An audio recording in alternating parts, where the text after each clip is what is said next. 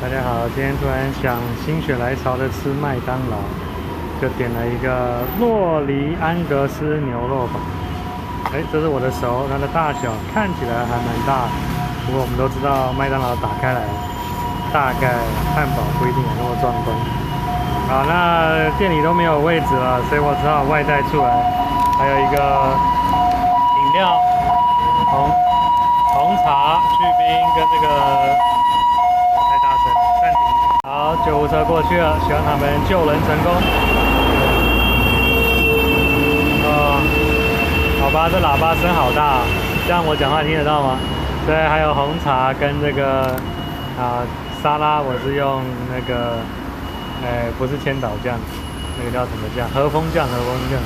好了，那我们就开始看我们的 avocado 汉堡吧。看起来是还不错哦，看起来还不错，大家有吃过吗？好，大概是长这样。不知道它 avocado 有没有放到，就是洛梨有没有放到完整的一颗？一般来说是不会了。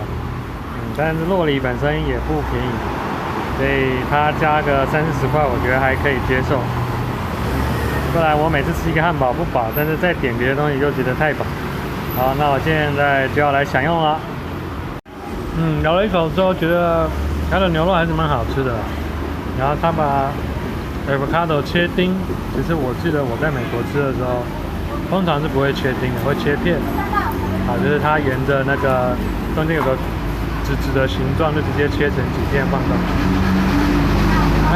麦当劳汉堡味道就是这样咯。大家有机会也可以来试一下，只是说它加上套餐的话要199块，就是200块。